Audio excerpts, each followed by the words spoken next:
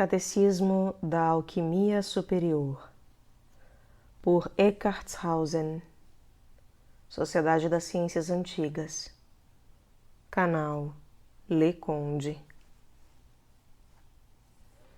Para demonstrar a analogia das verdades naturais com as verdades da fé, por um devoto da religião e da natureza, cujo número humano é 15, dedicado aos que são receptivos à luz.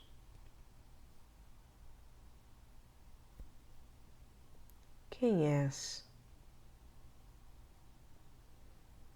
Sou um homem que conhece a luz e que com ela comunga.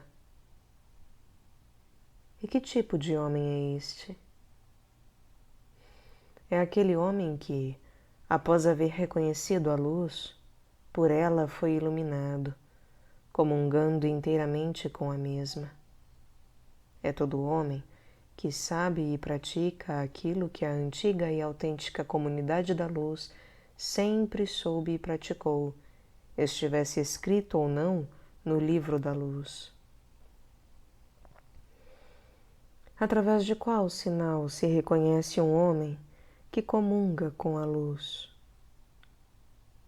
A partir de um fato. Ele conhece o sinal da cruz na natureza, o grande símbolo da força de dissociação, de separação do puro e do impuro, do perfeito e do imperfeito, evitando os erros e as falsas obras que os verdadeiros mestres da autêntica comunidade da luz unanimemente rejeitam. Como se manifesta aquele que comunga com a luz da natureza? Através do grande sinal da cruz da natureza, sinal de grande força de dissociação. Ele fala e empreende tudo em nome, ou pelos atributos do fogo, da luz e do espírito, de tal maneira que conduz tudo ao seu amém, isto é, à sua perfeição. Quantos capítulos relativos à verdadeira comunidade de luz deve conhecer aquele que comunga com a luz? Existem 5 capítulos. O primeiro diz respeito à verdadeira convicção e à fé, ou filiação à luz. O segundo consiste nos 7 meios para se obter a luz. O terceiro são os 10 mandamentos da luz. O quarto é o conhecimento da forma pura como receptáculo e da força criadora como agente. O quinto é a ciência da dissociação da luz. Capítulo 1. Da comunhão com a luz. Em que consiste o primeiro capítulo da doutrina autêntica da luz? na comunhão com a luz e no seu conhecimento, pois sem esta comunhão e esse conhecimento, não é possível fazer com que uma força atue, nem realize ou aperfeiçoe coisa alguma. No que deve acreditar cada filho da luz? E com que deve comungar? Em tudo e com tudo o que escreveram e ensinaram os homens da luz nos 12 artigos da verdadeira comunidade de luz. Quais são os 12 artigos da verdadeira comunidade de luz? Primeiro, comungo e creio em uma força ígnea criadora, da qual nasceram o céu e a terra, o extensum e o concretum, a partir do fixo e do volátil. Segundo, comungo e creio também em uma luz produzida pela força ígnea, luz soberana do universo, ou força onipotente da natureza. Terceiro, esta pura luz que emana do fogo é concebida pelo espírito mais puro e nascida da mais pura forma. Quarto, contudo, deverá sofrer no reino do impuro, ser dissociada, mortificada e sepultada sob a terra. Quinto, então a luz desce ao mais profundo da matéria e, após 3 épocas, ou seja, 3 alianças das 3 forças espirituais com 3 formas purificadas, é retificada e vivificada novamente. Sexto, ela eleva-se até a mais suprema perfeição como uma força de luz radiante do fogo todo-poderoso. Sétimo, e depois de ter adquirido esta suprema perfeição, é capaz de devolver a vida ao que está morto e transformar o imperfeito em perfeito. Oitavo, creio no Espírito da Luz que emana do fogo e do calor, e eu o conheço. Nono, creio na santa, universal e verdadeira comunidade da luz, associação e união de todos os que são receptivos à luz. Décimo, creio na abolição das enfermidades e da miséria. 11º, creio na renovação do nosso ser. E 12º, creio na suprema felicidade da vida. Qual é o objetivo principal destes 12 itens? O objetivo principal é que quem seja receptível à luz siga as leis da luz, as quais reconhece pela razão e que pratica pela vontade, isto é, que existe apenas uma força universal, única em substância e essência, simultaneamente tripla em seu desdobramento, força ígnea como força criadora, força de luz como força de união e força do espírito, que emana do fogo e da luz como força formadora de todas as coisas. Este espírito iminente conduz tudo à perfeição e, através de meios ordenados, à suprema realização. Capítulo 2. Dos 7 meios para se obter a luz. Qual é o 2º capítulo da doutrina da verdadeira comunidade de luz? São 7 meios para se obter a luz, meios que a comunidade considera como santos e eminentes. Em que consiste um meio? Consiste em uma ação visível através da qual uma força invisível realiza uma perfeição interior. Quantos meios existem? Existem 7 e guardam analogia com os 7 sacramentos. Primeiro, o batismo pela água e pela luz.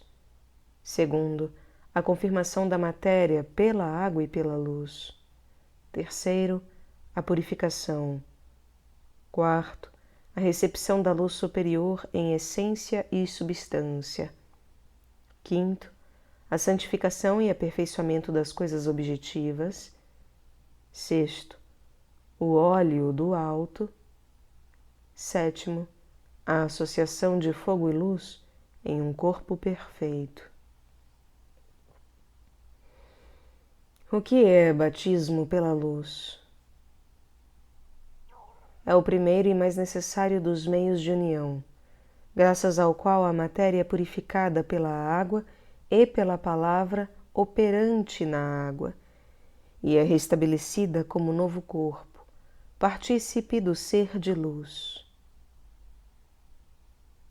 Que é a confirmação?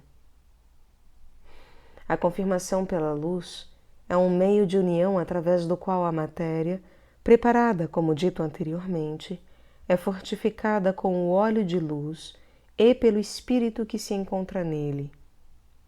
A partir deste momento, torna-se receptível à perfeição. Qual é o terceiro meio de união? Aquele pelo qual a luz e o fogo, sob as espécies formais dos princípios pão e vinho, obtêm sua essência, quando um efetivo sacerdote da natureza sabe como transmutar estes princípios sobre o altar. Qual é o quarto meio de associação? É o meio pelo qual o sacerdote da natureza, receptivo à luz, purifica a matéria sensível à luz e a si próprio de todos os efeitos da imperfeição. Qual é o quinto? É o meio de união através do qual a pura força da luz, sob a forma de óleo, eleva-se até a perfeição das forças curativas. Qual é o sexto? Sexto é aquele graças ao qual a matéria é santificada e tornada receptiva à luz através de 7 forças operantes. Qual é o sétimo?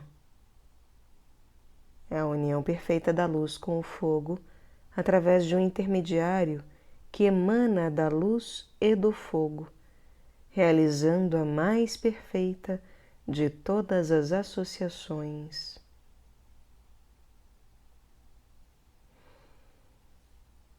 Capítulo 3 dos 10 Mandamentos de Luz. Qual é o terceiro capítulo da Comunidade de Luz?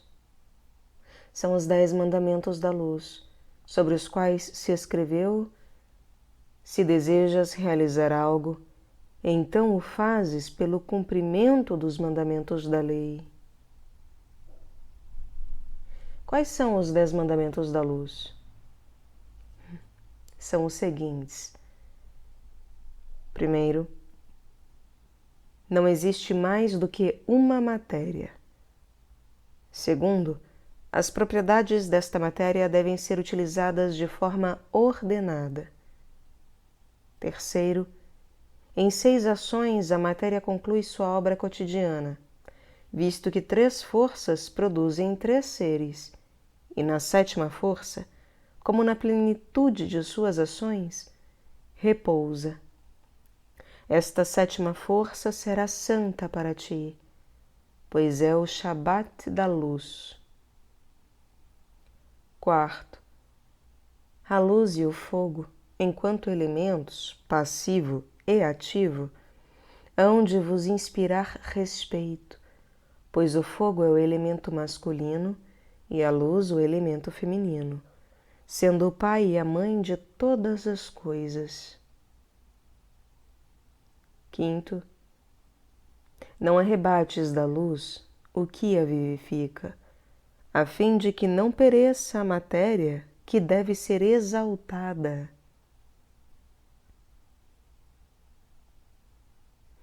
Sexto, Não mistures tua obra fora da ordem estabelecida. Tudo a seu tempo e segundo suas rotações. Seja seu dever unir as forças dispersas. 7. Não subtrairás as propriedades nem da luz nem do fogo. É dever do sábio fazer com que operem integralmente, deixando a cada um o que lhe pertence. 8. Não tomes como verdadeira uma falsa aparência. Não aceites nada impuro ou estranho, pois não seria capaz de absorver a luz, a fim de que a arte não te produza uma falsa imagem. 9. O espírito iminente da luz e do fogo não deseja coisa alguma que ainda permaneça vinculada a outras, ou que não esteja delas desapegada. E 10.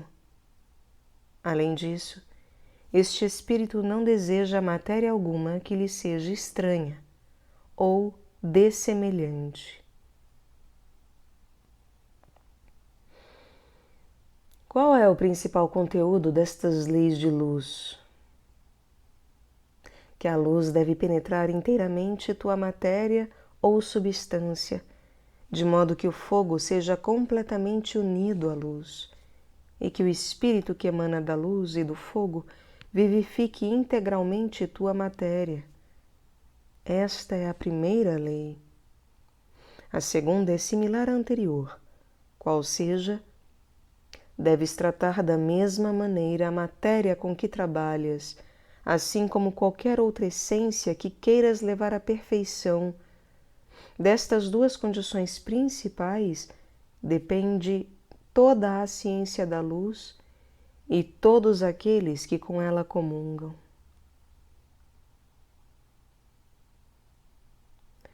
Quais são os mandamentos da comunidade da luz operante? São em número de 5. Primeiro, respeita como sagrados os momentos de repouso na obra, já que a luz tem seus sábados e o obreiro deve comemorá-los. Segundo, no decurso destes feriados de luz, consagra a substância ao santo sacrifício. Através da água de luz, deixa que o puro se separe do impuro e o ativo do inativo. Terceiro, durante a obra, abstente de tudo quanto atente contra a lei da luz, tanto nas forças e ações como nas formas e essências das coisas. Estes são as 4 têmporas da escola de luz. Quarto, pelo menos uma vez por ano, procure discutir com um amigo sensato os progressos que tenhas realizado e descobrir o que te regozija, para que tenhas um apoio para teu caminho, que te leve à perfeição. E quinto, durante os períodos em que a razão te determinar, abstente de abrir muito o teu coração aos outros, bem como de te ligares a eles precipitadamente. Por que é necessário respeitar os mandamentos da comunidade de luz dos verdadeiros conhecedores da natureza? Porque as leis de luz, ou condições da luz, ordenam que o homem não apenas obedeça ao necessário para alcançar o objetivo estabelecido no interior da natureza, mas igualmente ao que se exige exteriormente para este mesmo fim. Na verdade, o 4º mandamento da luz pressupõe estas exigências, e quem quer que não respeite suas boas ordenações e preceitos será considerado como homem profano e carnal que ignora as leis do Espírito. Capítulo 4. Qual é o capítulo 4 da comunidade da luz interior dos verdadeiros conhecedores da natureza? É o conhecimento da analogia do Santo Pai Nosso a seguir e da sagrada saudação angelical, também logo a seguir, com a força natural e a forma naturalmente mais pura. Qual é a analogia? Suprema força da luz, que és o divino na natureza e que habitais no mais profundo dela, como no céu, santificados sejam teus atributos e teus preceitos. Onde estás, tudo é perfeito. Que o reino de teu conhecimento venha aos teus. Que em tua obra nossa única vontade seja tu, força de luz auto-operante, e assim como tudo operas em toda a natureza, realiza também tudo em nossa obra. Dai-nos o orvalho dos céus e as gorduras da terra, os frutos do sol e da lua, que vêm da árvore da vida. E perdoa-nos todos os erros que tenhamos cometido em nossa obra, por desconhecimento de Ti, assim como queremos afastar do erro aos que tenham ofendido nossos princípios. Não nos abandones à nossa presunção e à nossa própria ciência, mas antes, liberta-nos de todo o mal, mediante a consumação de Tua obra. Amém. Analogia do ave. Bem-vinda sejas tu, fonte pura de alto movimento, forma pura capaz de acolher a força da luz. Tão somente a ti se une a força de luz de todas as coisas. Dentre todas as formas receptíveis, tu és a mais bem-aventurada, e santo é o fruto que concebes, essência da luz e da substância do calor unidas. Forma pura que engendrou ao ser mais perfeito, eleva-te, transformando-te em força de luz para nós, enquanto trabalhamos e na hora de concluir a nossa obra. Qual é o conteúdo principal de todo o Pai Nosso dos Filhos da Luz e de sua analogia com a natureza? Eles rogam pela soma de todos os bens espirituais e temporais para a salvação da alma e da vida, a fim de efetuarem, naquele que é a força suprema da luz, o divino na natureza, a grande obra da natureza.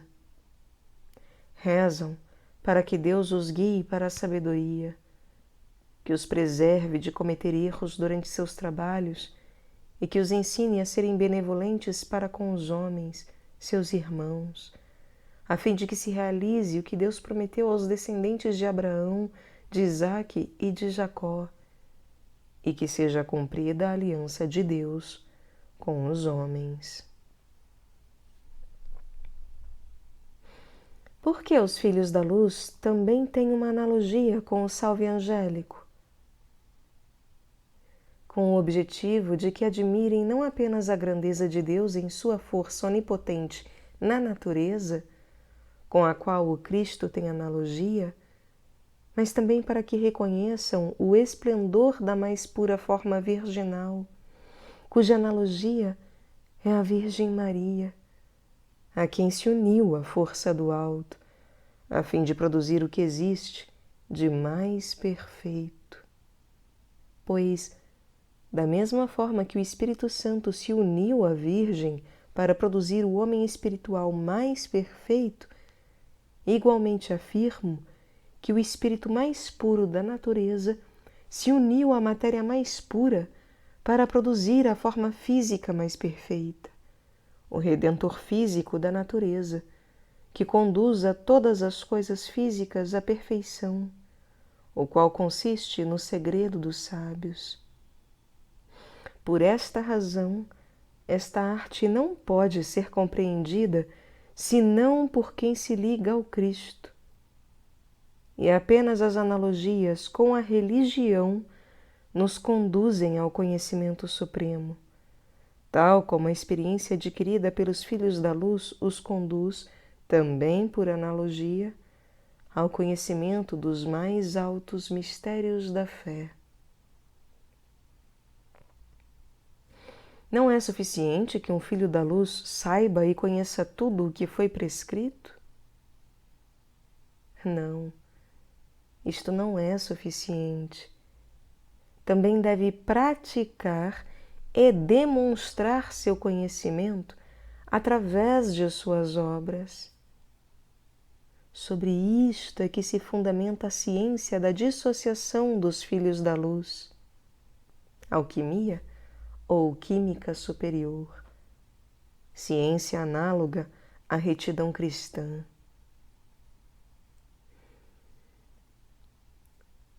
Capítulo 5. Qual é o 5º capítulo dos Filhos da Luz?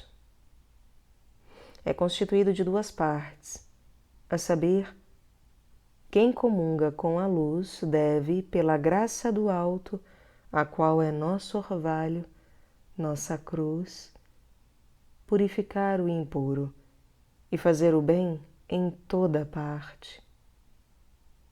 Para aquele que conhece a luz, não basta conhecer a arte, também deve praticá-la, pois apenas saber não justifica. A prática também faz-se necessário. Qual é o mal do qual nos devemos nos proteger a todo custo em nossa ciência da luz? É aquele que ameaça o homem com a privação do supremo bem natural, que é a mais elevada perfeição da natureza. Quais são os principais pecados ou erros que podem ser cometidos durante a operação? São as ações, tanto durante a operação, bem como no emprego deste tesouro após a operação, e que sejam contrárias aos propósitos divinos. Para ser mais preciso, são a elevação excessiva do fogo, a concentração excessiva, o desperdício, a parcimônia excessiva da natureza, matéria, a sobrecarga, a inflamação, o resfriamento. Em relação a estes pecados graves e mortais que matam o espírito, está escrito: aqueles que os cometem não alcançarão a perfeição suprema no plano físico. Quantas infrações ou pecados alquímicos contra o espírito da natureza existem? Primeiro, edificar sobre este espírito presunçosamente, sem condescendência ou razão, pecando contra a sua misericórdia. Segundo, desesperar-se prematuramente, quando não se vê imediatamente seu efeito. Terceiro, opor-se ao conhecimento das verdades alquímicas. Quarto, inveja dos irmãos que tenham merecido a graça. Quinto, endurecer o coração diante das mais saudáveis exortações. E sexto, permanecer na ignorância.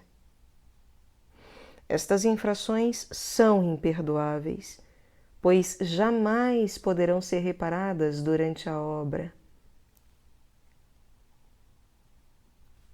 Quais são as transgressões que bradam aos céus? Primeira, destruir deliberadamente a obra. Segunda, profanar a obra. Terceiro, abusar dela para oprimir os homens.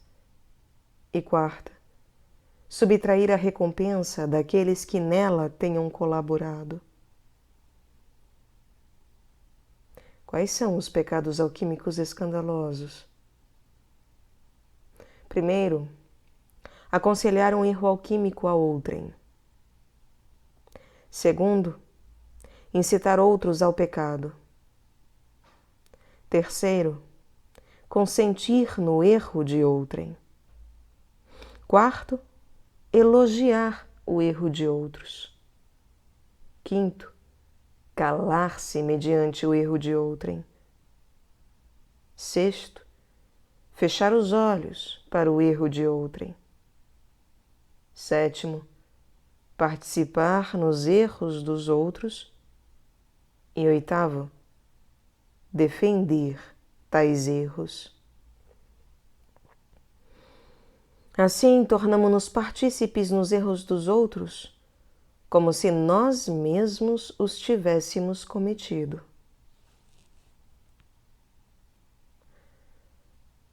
Quando se está de posse da obra, é suficiente abandonar o mal e evitar o pecado?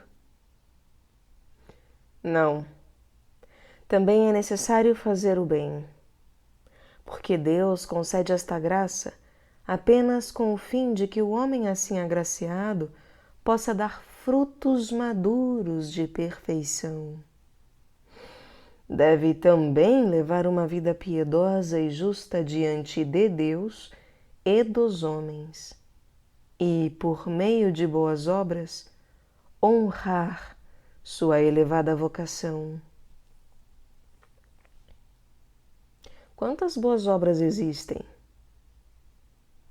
3. O homem sábio deve ter sua alma sempre orientada para Deus e para a sabedoria. Deve abster-se de tudo quanto não seja nem divino, nem sábio. E deve, por toda a arte, atender às necessidades dos homens, seus irmãos. Para que servem as boas obras? As boas obras servem para tornar feliz tanto o indivíduo quanto o universo inteiro. Quais são as obras físicas de misericórdia que pode fazer o sábio quando adquiriu a suprema perfeição no plano físico? Pode alimentar os que têm fome, dar de beber aos sedentos, vestir os desnudos, acolher os estrangeiros, curar os enfermos e reavivar a matéria morta.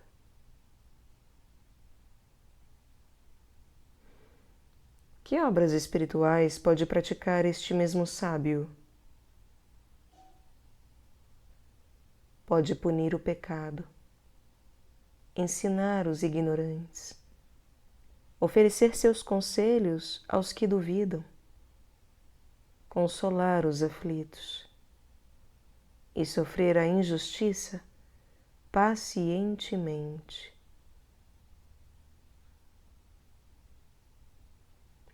Quais são as 8 bem-aventuranças alquímicas? São aquelas obtidas pelo gozo e pela posse da mais alta perfeição da natureza, tida como supremo bem natural, as quais são ensinadas por São João no Apocalipse, conforme a revelação do Senhor. 1.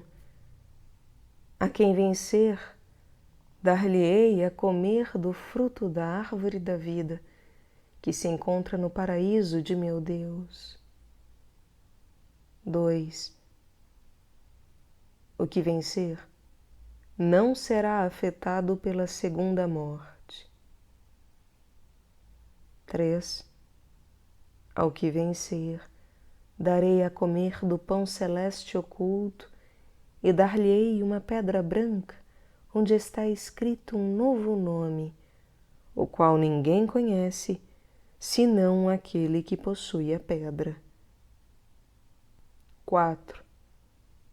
Ao que vencer e ao que guardar minha obra até o fim, lhe darei poder sobre as nações, e guiará os povos com mão de ferro, e os quebrará como a vasos de oleiro. Possuirá o que eu herdei do Pai, e lhe darei uma estrela da manhã. 5. O que vencer será vestido de branco, e jamais apagarei seu nome do livro da vida, mas confessarei seu nome publicamente diante de meu Pai e dos anjos. 6. O que vencer será uma coluna no templo de meu Deus, e nele escreverei o nome do meu Deus e o nome da cidade santa, que é a Nova Jerusalém, que desce do céu, e conhecerá o meu novo nome. 7. Ao que vencer, lhe concederei que se sente em meu trono, assim como eu estou sentado no trono de meu Pai, pois eu o conquistei. E 8. Quem for vencedor, conquistará o direito de herança de tudo quanto deseje e espere de mim. Eu serei seu Deus, e ele será meu filho.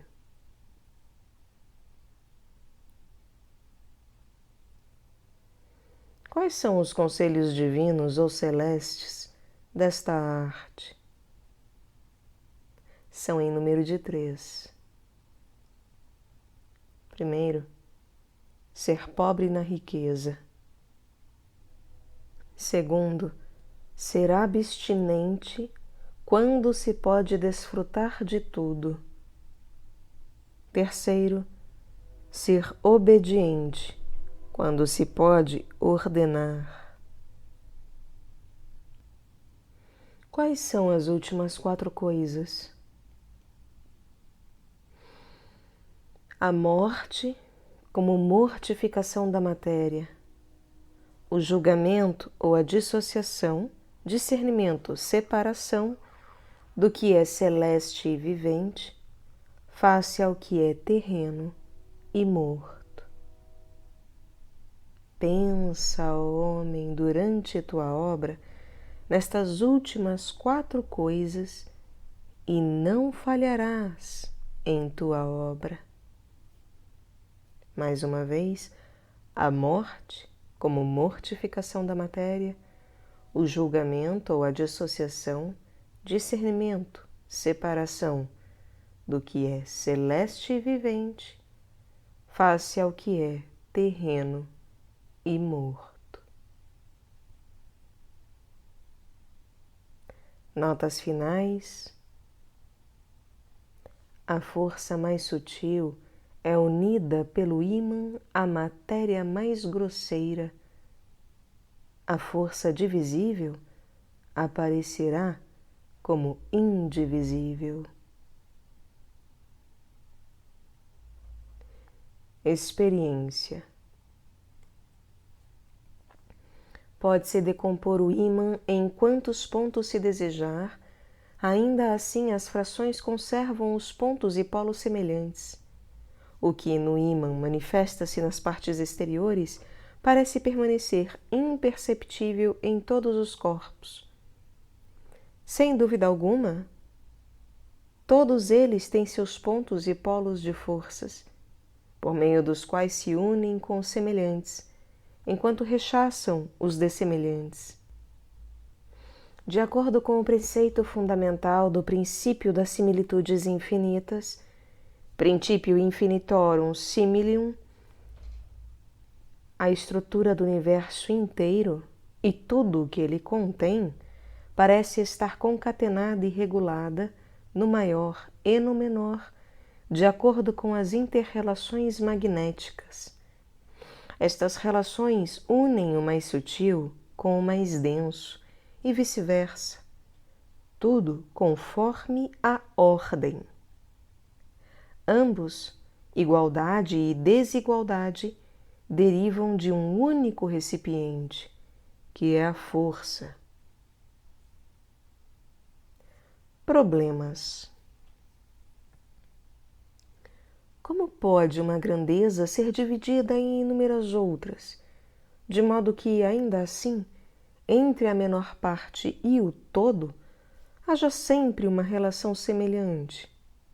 Ou como potências e atos incontáveis se sucedem em constante dependência, de forma que, no incontável, permaneça uma relação semelhante? Ou como conectar a força interna à externa, para que a forma oculta se exteriorize? Uma vez que, em espelhos parabólicos, o fogo se situa entre tangentes e secantes, não se deve ajustar as tangentes com as secantes, se quisermos atingir o ponto mais interior com a forma mais externa pelo mesmo ângulo? Não seria possível unificar os pontos harmônicos, puncta harmônica, no ar em lugar determinado? O que significa encontrar a quadratura do círculo? Não parece contrário à natureza das coisas acreditar que encontrar a quadratura signifique expressar uma curva por meio de um quadrado? Fazer a quadratura do círculo não significa antes esgotar um espaço cíclico com números racionais, de modo que do menor até o maior haja uma relação crescente exata? Como se pode encontrar a raiz e a área de qualquer quadrado irracional? Como encontrar a verdadeira proporção entre linhas laterais e perpendiculares? Como demonstrar, com base no conteúdo racional do triângulo equilátero, sem saber de antemão sua área, quantos pés ou quantos fragmentos contém o quadrado do triângulo? O que entendiam os antigos pela quadratura propriamente dita e pela aritmética composta de 9 partes, aritmética novenária? E que descobertas faria o mundo se a aritmética composta de 9 partes fosse unificada com a quadratura? Não reina na física o princípio das similitudes infinitas como princípio da cognição, principio cognitionis? E não pode, na metafísica e na teologia, o princípio da unidade, principium unitatis, ser o princípio da consciência, principio conscientiae? Graças a esses dois princípios, o efêmero e passageiro não poderia tornar-se fixo e permanente? Não é uma lei eterna a que determina que o espiritual encontre sua subsistência no corporal e que o espiritual seja contido em um espaço corpóreo? Não é essa corporeidade e esse onde algo que pode ser expresso pela palavra espaço, uma forma corporal onde atua o espiritual? E não são 3 os princípios fundamentais e que atuam em 7 forças? Não são esses 3 princípios fundamentais 3 fontes de movimento autônomo que convergem 7 formas em um único conceito, segundo o qual as 3 primeiras formas constituem o primeiro princípio, a 4ª e a 5ª formam o segundo princípio e a 6ª e 7ª formam o terceiro princípio?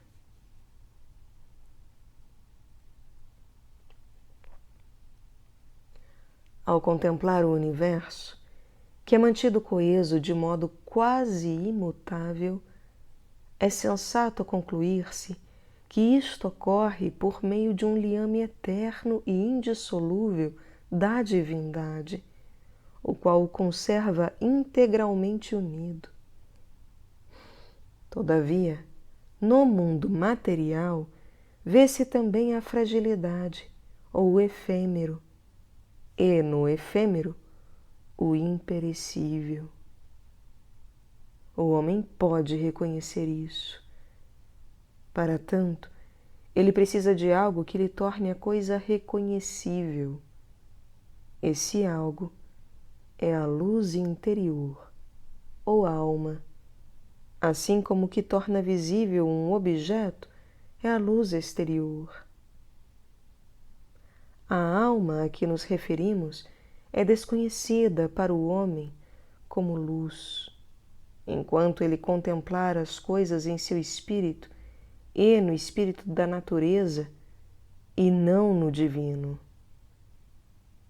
Quando começa a contemplar Deus em seu espírito, ele reconhece que Deus está fora de todo espaço e tempo, lugar e movimento, e que, não obstante, deve haver algo em Deus que se movimenta e ordena espaço e tempo, lugar e tudo mais. E esse algo é o Verbo, a sabedoria e a glória de Deus. Esse Verbo não é uma essência ideal, mas algo vivo, através do qual, em sua forma mais pura, o divino e o humano, o suprassensível e o sensível, o espiritual e o corporal, operam conjuntamente. Na receptividade do homem mediante o divino, na capacidade de elevar o homem dos sentidos ao suprassensível e na capacidade de o material glorificar-se e transformar-se em espiritual.